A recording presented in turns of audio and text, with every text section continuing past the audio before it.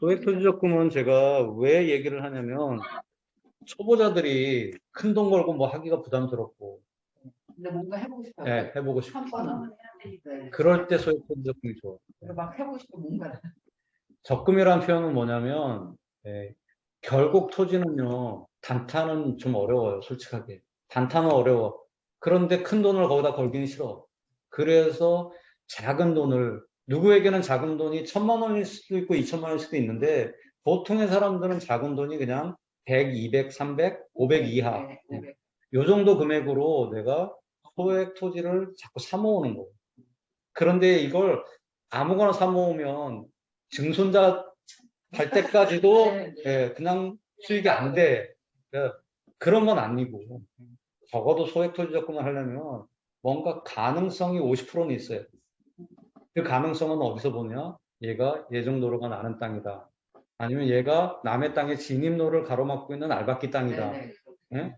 얘가 지금 당장은 보상을 못 받는 토지지만 도로지만 이게 기다리면 여기가 전부 다 재건축이 되면서 재개발이 되면서 바뀔 거다라는 예상이 되는 곳. 뭐 이런 하여간 앞으로의 어떤 가능성이 있는 토지를 소액으로 사들이는 것.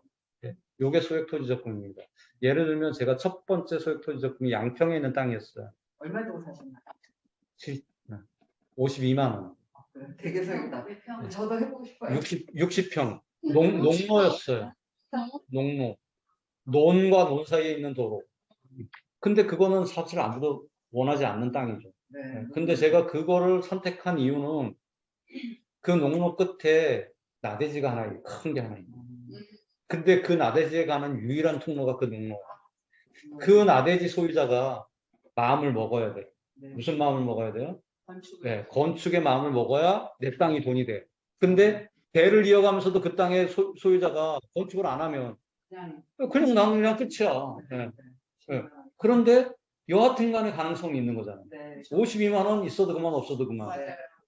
그래서 제가 52만 원에 낙찰을 받았어요. 어떻게 됐어요? 어느 날 모르는 전화번호 전화가 왔어요. 받을까 말까 고민하다가 잘 안 받는데. 받았어. 양평에 있는 모 공인중개사래. 사장님이 양평에 땅 갖고 계시죠. 양평에 있는 땅이라고요? 그거 농로인데 그게 무슨 땅인지 아시고 전화하신 거예요? 그랬더니 그 논 사이에 있는 그 도로 그거 갖고 계시잖아요. 갖고 있어요. 머릿속에 번개처럼 떠오르는 생각이 뭐예요? 그 인간이 건축하려나 보다. 몇 년 됐다는데? 네? 졸업하신 지? 한 10년 전 얘기죠. 아이고, 오래됐다. 10년? 아니야.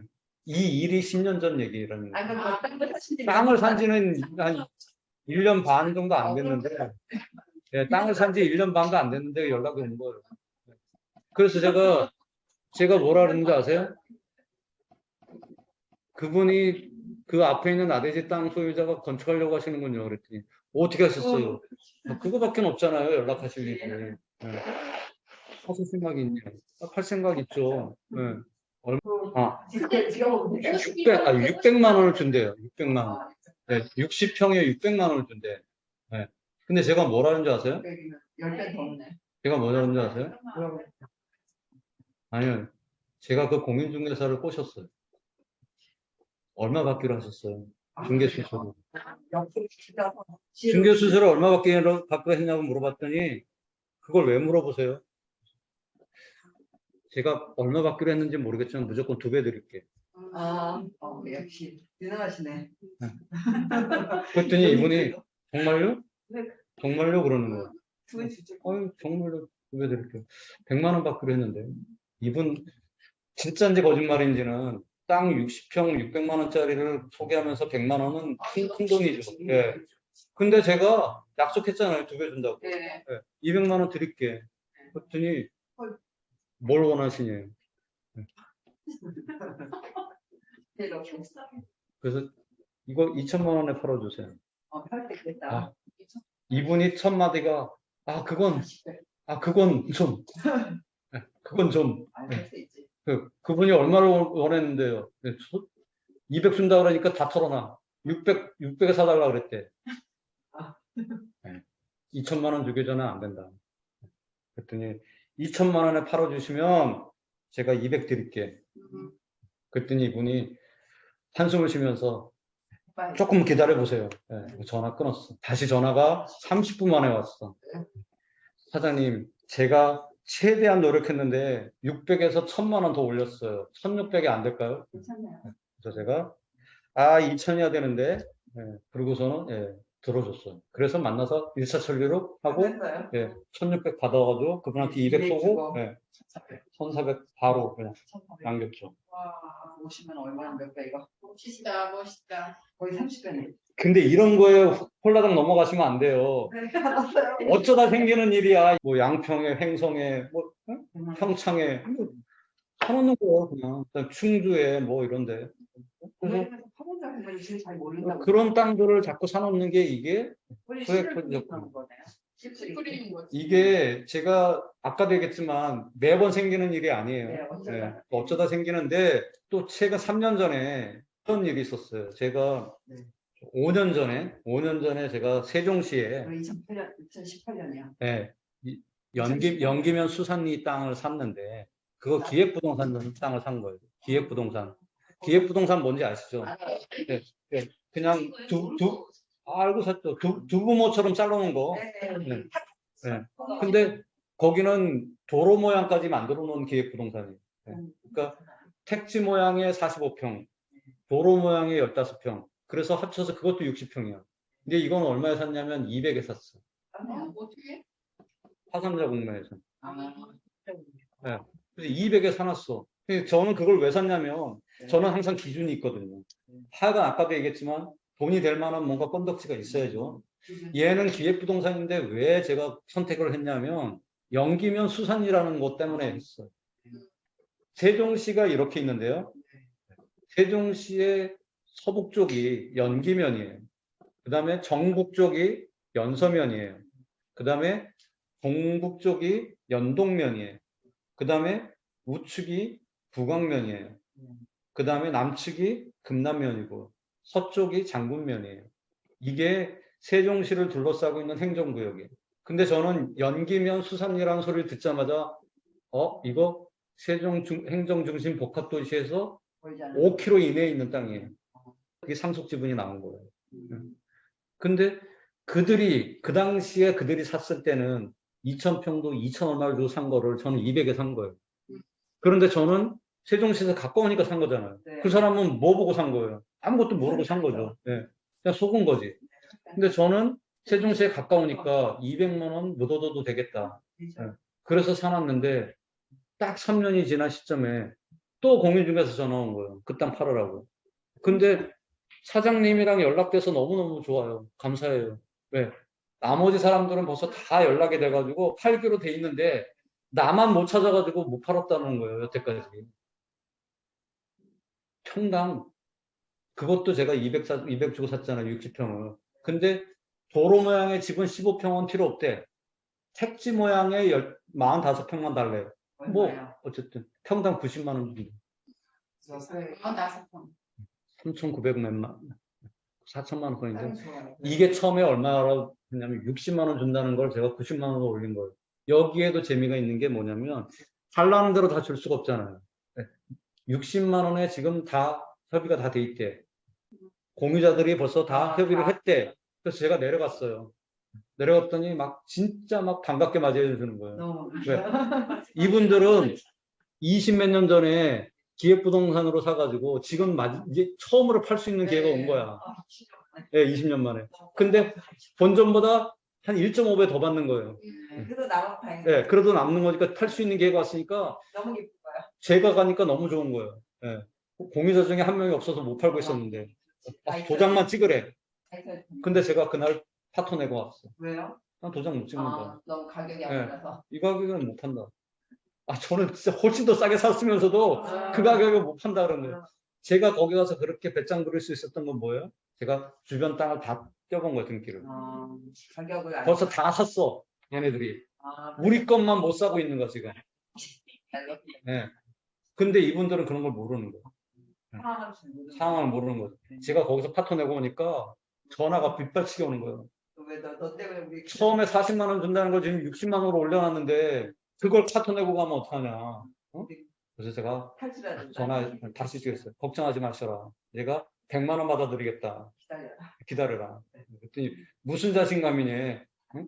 40에서 60 올리는 것도 이렇게 힘들었는데 무슨 100만 원이냐. 그래서 등기 안 떼보셨죠, 주변 땅들. 걔네들이 그걸 왜 살려고 하냐면 그 뒤에 큰 임야에다가 빌라를 지으려고 진입로를 내는 건데 얘네들이 8m 도로를 만들어야 되는 거예요. 네. 우리 땅이 꼭 필요한 상황이야. 네, 없으면 안 되는 거예요. 이 땅을 못 사면 얘네들이 그 빌라를 못 지어. 건축을 못 해. 그러니까 제가 그냥 밀어붙이는 거죠. 아니나 다를까 기다리세요 그랬더니 3일도 안 자고 전화가 왔어. 70만 원. 아, 필요 없어. 안 해. 80만 원. 안 해. 90만 원. 아, 100만 원 달라고 그랬더니 제발 좀 100만 원은 너무 심한 거 아니냐. 90만 원에 해달라. 그래서 제가 마지못하는 척하면서 얼마였었어요? 90만 원을 팔았죠. 그래도 나머지 사람들 기뻐하겠네. 네. 그래서 저한테 점심 샀어요. 근데 그것도 잘못한 거야. 왜요? 그걸 팔고 나서 1년 뒤에 거기가 평당가가 얼마 됐는지 알았어요? 평당가가 150이 됐어. 1년 만에. 근데 지금은 얼마인 줄 아세요? 지금 250만 원이야. 그러니까 안 팔았어야 되는 거예요. 네, 지금까지 갖고 계셨어야죠. 그렇죠. 그런데 200이 4천이 된다니까 톡톡을 파는 거죠, 저도. 근데 아직도 거기 15평이 남고 있잖아요. 그러니까 소액토지 적금의 재미가 이런 거예요. 근데 아까도 얘기했지만 그 많은 것 중에 한두 건이 이렇게 생기는 거예요. 아, 근데 한두 건이라도 생기면 뭐 200, 300 짧게. 근데 이제 그 맛이 여러 건을 해야 이런 게 생기는 거고 여러분들이 한두 건을 했을 때 이런 걸 노리는 거는 운때가 맞지 않으면 잘 안 되는 거예요. 근데 이제 아까도 얘기했지만 이걸 사는 맛은 일단 기다리는 맛으로 사는 거고요. 그 다음에 이제 여러분들이 소액토지적금으로 토지를 사놓으면 소유자로서의 기쁨을 만끽할 수 있어요. 내 땅이 있다는 거. 네, 그것도 있고 그 다음에 내가 소유권을 가져야만 누구한테서 계속 입질이 들어와. 여러분들이 만약에 소유권을 안 갖고 있잖아요. 아무도 여러분한테 관심 없어. 네, 맞아요. 아무도 관심 없어. 근데 내가 무슨 땅이라도 갖고 있잖아요. 그럼 나한테 입질이 들어와. 저는요 50몇 개를 갖고 있으니까 지금처럼 잘 팔리는 좋은 가격에 팔리는 거 아니면 거절해서 그렇지 1년에 한두 건씩은 꼭 문의가 와요. 당신이 갖고 있는 땅 중에 이거 좀 우리한테 팔면 안 되겠네. 얼마 줄 건데? 그 금액? 그 금액은 필요 없어. 내가 그 금액에 팔려고 산 게 아니야. 이렇게 해서 거절해서 그렇지 입질은 들어와요. 이게 소유자로서의 능력이야. 네. 그러면 이런 소액 토지도 반드시 인정은 해야 되는 거죠? 현장을 거의 안 가봅니다. 뭔가요? 네, 저는 이제 여기서 토지 이음에서 보고 토지 이용 계획 확인해서 보고 그다음에 이제 저 나름대로 토지를 보는 이제 눈이 있잖아요. 도시계획이라든가 뭐 여러 가지를 보고 그래서 묘 있는 땅도 사고요. 주변에 묘지가 많은 땅도 사고 그건 왜 그러냐면 그건 또 묘지로서의 능력이 있어요. 요즘에 묘지는요 내가 내 땅을 가져도 내 마음대로 묘를 못 씁니다. 상여 가져가잖아요. 그럼 막아요 마을 사람들이. 우리 마을에다가 묘 쓰지 말라고 막어요. 내 땅에 묘 쓴다는데 니네가 뭔데? 그러다 안 돼. 못 들어가. 막어. 이게 요즘의 현실이에요. 그런데 벌써 묘가 다 써져 있는 곳에 빈 땅이 있어. 그러면 얘는 또 오히려 좋은 거예요. 그러니까 내가 어떤 물건을 봤는데 주변이 다 묘야. 그러면 나쁘다고만 볼 게 아닌 거예요. 주변이 다 묘면요. 얘가 반값 4분의 1값까지 떨어져. 그러면 잡아야지. 그 소액토지 적금이에요. 그게. 근데 분명히 가능성이 있어. 그런 거 받아가지고 어떻게 해야 돼요? 마을 이장한테 내놔. 묘 쓰려고 하는 사람이 있으면 이 땅 사가라고. 그럼 연락이 와요. 묘 쓰는데 묘가 있는 게 저는 문제가 안 되죠. 왜냐하면 묘 쓰는 자리가 거기가 햇볕 잘 들고 좋은 곳이거든요. 영광이에요. 네. 엄청 좋아요. 네. 근데 거기 빈자리가 있어. 그러면 살려고 그런단 말이에요. 그 마을 사람들. 그 주변 동네에서. 이장님한테 중개수수료 줄 테니까 팔아달라고 그러면요. 금방 팔아요. 그러니까 여러분들이 그런 거를 노리면서 갈 수 있는 게 소액토지적금이다. 그러니까 그 소액토지적금을 하는데 내가 걸 수 있는 것, 기대를 걸 수 있는 것, 그게 창의적이면 도전. 그게 내 눈이야. 내 안목에. 그래서 그런 것들 하나씩 사모으면 이게 금방 돈이 안 돼도 내가 들어간 돈이 그냥 남자들이면 술 한 잔 거나하게 먹었다는 정도 아니면 내가 친구들한테 그냥 한번 한턱 크게 쏜 거 비용만 들여서도 살 수 있는 돈이니까 그게 금방 돈이 안 돼도 나한테 타격이 크지 않아. 그리고 내 능력 여유 안에서 그걸 해나가면 돼. 내가 1년에 하나, 아니면 2년에 하나, 아니면 여유가 좀 되면 1년에 두세 개. 이렇게 해서 계속 사모가면 이게 등기피증이 쌓여가면서 이거를 아이들 명의로도 사고, 남편 명의로도 사고, 내 명의로도 하고, 그래서 계속 늘려가는 거예요. 그러다 보면 하나씩 터져주고, 아니면 후세에 내 아이들이 따보니까. 내가 엄마 아빠가 뭔가 이 거리가 있는 걸 사놓은 거죠. 걸고 넘어질 수 있는 걸 사놨잖아요. 그러니까 이게 후세에 계속 갈 때까지 변함없는 땅이 아닌 거예요. 내가 뭔가 걸고 넘어질 수 있는 거리를 가지고 있는 땅을 사놨기 때문에 네. 언젠가는 그 누군가가 꼭 필요한 그 사람이 나한테 연락 오게 돼 있어. 그런 땅만 골라서 사야 되는 거예요. 이게 수많은 사람이 좋아하는 땅보다는요, 누군가 한 사람이 꼭 필요한 땅을 사는 게 중요해요. 모두가 좋아할 땅은 너무 비싸. 네. 네, 그런 건 필요 없어. 우리한테는 소액토지적금일 때는 반드시 그 땅이 꼭 필요한 한 놈만 있으면 돼. 그러면 걔가 언젠가는 나한테 연락을 하게 돼 있어. 걔는 그거 없으면 안 되거든요.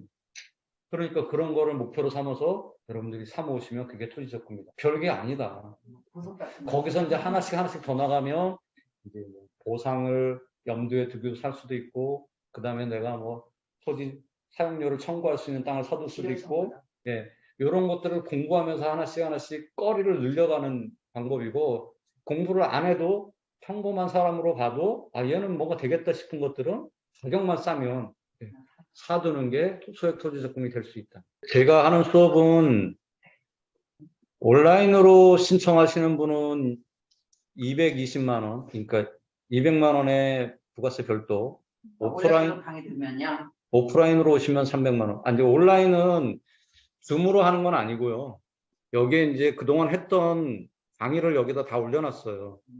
그래서 파산자 공매 물건 분석, 뭐 온미도 공매 물건 분석, 상가 투자 기초, 뭐 토지 투자, 농지연금, 그다음에 뭐 토지 투자 기초, 법정지상권 분묘기지권, 보상 토지, 수업을 했던 것들을 다 여기 올려놨어요. 신탁 공매, 압류 공매, 산지 투자, 농지 투자 이런 것들. 그래서 여기 지나간 거지만 이걸 보면서 공부를 하실 수가 있고, 그다음에 평생 멘토링은 똑같고요. 그다음에 이제 공투를 우선 제가 신청할 수 있도록 자격을 드리고, 평생 멘토링으로 저한테 언제든지 연락할 수 있는 전화번호를 교환해서 카톡 창을 만들어 드리고, 그렇게 해서 정규 수강생으로서 모든 권리를 다 누리실 수 있는데, 이제 수업은 이렇게 동영상으로 듣는 거, 그게 이제 온라인 수업이고, 주로 이제 지방에 계신 분들이 많이 하죠. 나주에 계신 분 한 명 계시고요. 제주도에 계신 분, 그다음에 창원, 마산 창원에 계신 분 한 분 계시고, 그다음에 뭐 안동, 그다음에 속초, 그다음에 정읍, 대전, 그다음에 뭐 아산, 뭐 이런 데 계신 분들이 주로 이제 이런 온라인 수업을 하시고요. 이제 서울이나 수도권에 계신 분들은 오셔서 듣는데 수요일 저녁 7시 수업이 있고요. 목요일에 1시였는데 이분들이 목요일 날은 공매가 다 끝난 다음이어서 목요일보다는 화요일이 좋겠다 그래서 이걸 화요일로 옮겼어요. 그래서 화요일 1시, 수요일 1시, 수요일 7시, 그 다음에 토요일 오전 10시 30분 이렇게 해서 수업이 4개가 있고요. 이 중에 하나를 선택해서 매주 한 번씩 오시면 되고요. 수업은 3시간에서 4시간 사이에 이루어지고요. 그 다음에 약속은 10강입니다. 약속은 10강인데, 어려워요. 10강인데 제가 이제 하도 어려워 하시기 때문에 한 번 정도는 더 듣게 해드려요. 그래서 20번을 듣게 해드리고요. 1강부터 2강, 3강은 이론 수업입니다. 압류재산 권리분석, 파산공매 권리분석, 신탁공매 권리분석을 이론적으로 수업을 하고요. 4강부터 10강까지는 실전 투자용. 그래서 1강, 2강, 3강은 제가 법을 열어서 설명을 합니다. 주임법, 상임법, 그 다음에 파산법, 신탁법, 그 다음에 지방세법, 뭐 국세징수법 이런 법들을 쭉 열어서 아까 제가 설명한 것처럼 정말 영상 들어보셔서 아시겠지만 이해하기 쉽게 설명해 드립니다.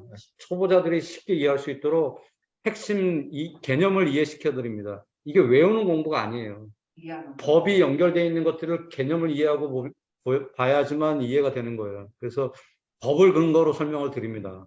그리고 나머지 4강부터 10강까지는 실전 투자, 주거용 건물, 그다음에 상업용, 산업용 건물, 그다음에 임대공매, 동산공매, 토지 1, 2, 3 해서 공부를 하고요. 이 공부는 이론이 아니라 주로 물건을 열어서 2주에, 다음 주에, 다다음 주에 직접 입찰할 수 있는 물건을 실제로 열어서 공부를 합니다.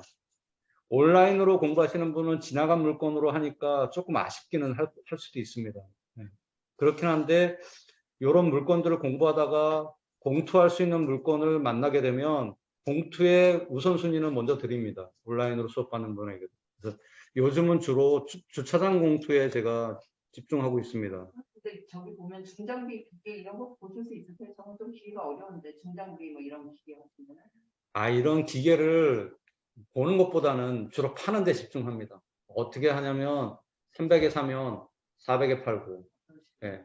그러니까 내가 장비를 잘 볼 줄 알아서가 아니라 장비를 사고 파고 하는 전문가들에게 네, 맞아요. 싸게 사서 이런 물건이 있는데 얼마에 살래? 예. 그래서 걔가 얼마에 사겠다 그러면 그냥 넘기는 거죠. 예. 그래서 이런 건 가져오는 게 아니에요. 그 현장에 있는 걸 그냥 그대로 그냥 그대로 가져가게 그냥 만드는 거죠. 비상장 주식하고 지식 비상장 주식은 온비드에 있습니다. 비교해 있어요. 예, 온비드에 증권이 있습니다. 지식재산권. 지식재산권은 이런 거는 아까 그 특허권, 상표권 뭐 이런 것까지 다 이런 지식재산권까지 다. 공투라는 것은 공동투자라는 거죠. 네, 맞습니다.